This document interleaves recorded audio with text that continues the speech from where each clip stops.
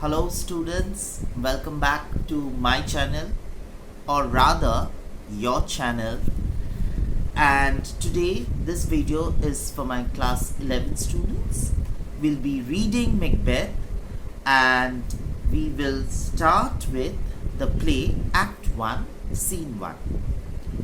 Now we all know Shakespeare's opening scenes are very important. They tell us what the play is going to be about, and they give us the hint of what kind of events we can expect to explore in the play. Similarly, Act 1, Scene 1 takes place, and I am telling, let me remind you that I have been using this Oxford School Shakespeare. This is edited by Roma Gill. So Act 1, Scene 1 takes place in the battlefield. There is thunder and lightning, and enters three witches. The first witch says, "When shall we three meet again? In thunder, lightning, or in rain?" Now you see here, the scene is taking place in a battlefield, and there is thunder and lightning. Okay, so from the very opening of the scene, from the very beginning, we get an idea that something is wrong. Thunder and lightning gives us an idea that it is nature's way of giving us a hint that something wrong is in the offering. Everything is not perfect. Something is going to happen, and it is not going to be very smooth. Alright, so the first witch says, "When shall we three meet again? In thunder, lightning, or rain?" When are we going to meet again? Is it when there is again thunder, or there is again lightning, or in rain? Now we see there are three witches, and they are talking about meeting either during thunder or lightning or in rain. Again, three entities. So this number 3 is somehow associated with something very sinister. Okay, at least from the play's perspective. The witches are 3 number. They talk about 3 elements when they are going to meet: thunder, lightning, or in rain. Incidentally, we will see, as I had told you in my previous video, that the play concerns the story of a man, Macbeth, and how he becomes corrupted eventually because of extreme power. So on his way of becoming corrupt, he also, kind of commit murders one after the others. So these murders, are not just 1 or 2, but rather 3 in number. First, he goes on to kill Duncan. Then there is Banquo's son who's murdered. Banquo who's murdered. In fact, Banquo's son is also tried to be killed, but he escapes. And then there is Macduff's child who's murdered. So at least 3 murders are being committed on stage. So we see number 3 is associated, or it gives us a hint that something wrong is in the offering. Alright? So the first witch says, "When shall we three meet again? In thunder, lightning, or in rain?" The second witch says, "When the hurly-burly is done, when the battle is lost and won." So when the hurly-burly is done, when the confusion of the battle is over. Which battle? We do not know. Nothing is told to us. When the battle is lost and won. So we are going to meet at a time when the battle is both lost as well as won. Now you might be wondering, how is it possible that the battle is going to be lost as well as it is going to be won? From a very layman's perspective, there are 2 sides in a battle. So one side wins the battle and the other side loses it. So when the battle is lost, when one party loses the battle and the other one wins the battle. But this is Shakespeare, and he is known as the first modern psychologist who plays with the working of the mind. So we see here what he is hinting at: when the battle is lost and won, when the battle is lost and won. So we see here what the witches are trying to convey is when Macbeth wins the physical battle but loses the psychological battle of his soul. So that is how the battle is lost and won. Macbeth is going to lose the battle of his soul, but he is going to win over the physical battle that he is fighting on behalf of the King of Scotland, Duncan. Alright. Another thing you see, it is nowhere very clearly specified when the battle is lost and won, when the hurly-burly is done. So there is a lot of, nothing is very exactly clear. The witches are not speaking very clearly as in what they are trying to convey.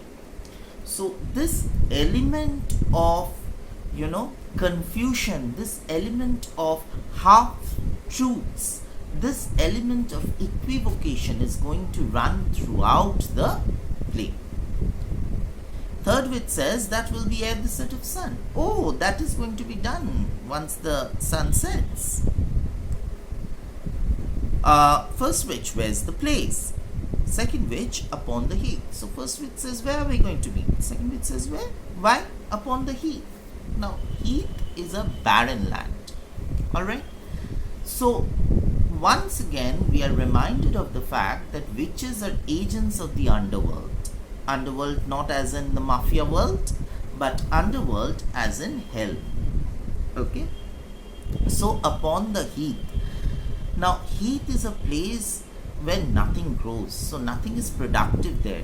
And the witches, being the agents of the underworld, they are constantly associating ideas or giving out ideas which are negative in attributes.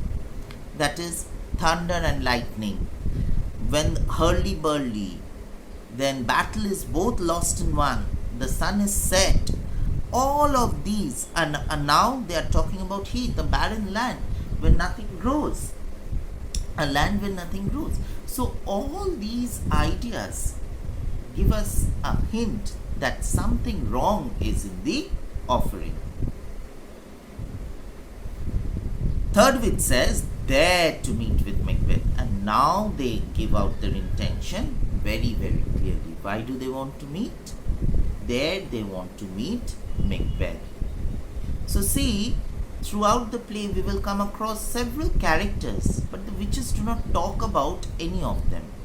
They are directly concerned with Macbeth. So it is the soul of Macbeth which they are going to tamper with. Okay? And it is Macbeth, the man, they are going to make him corrupt. Alright? And then suddenly I come Grey Malkin. Paddock calls. Grey Malkin is a grey cat. Okay? So first witch says, oh yes, wait, I'm coming. So these witches also have their pets. Like our gods and goddesses have their pets. The Durga has your lion, then Vishwakarma has your elephant. Similarly, these witches also have their pets. So Grey Malkin is a grey cat, and the first witch says, yes, Grey Malkin, I'm coming, do not worry. Second witch says, Paddock calls. Paddock is again a toad. So Paddock is calling me, I need to go. Third witch says, Anon, yes, even I am coming. So you see, again the witches are associating themselves with animals which are not very, from the common order. Grey cat, a toad, the creatures, dirty creatures all. Okay? And then all of them together says, fair is foul and foul is fair, hover through the fog and fill the air. So all of them together speaks. Fair is foul and foul is fair. Whatever is fair to you is foul to us, the witches.